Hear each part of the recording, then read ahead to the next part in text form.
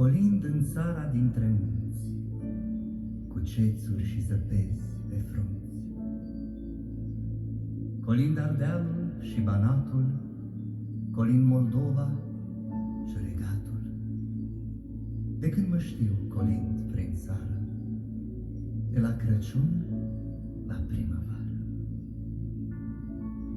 Colind și Dunărea și Prutul, colind sfârșitul și începutul, colind în țara mea românii și până la marginile lumii. Colind așa că vă iubesc și an de an vă pregătesc surprize noi și bucurii.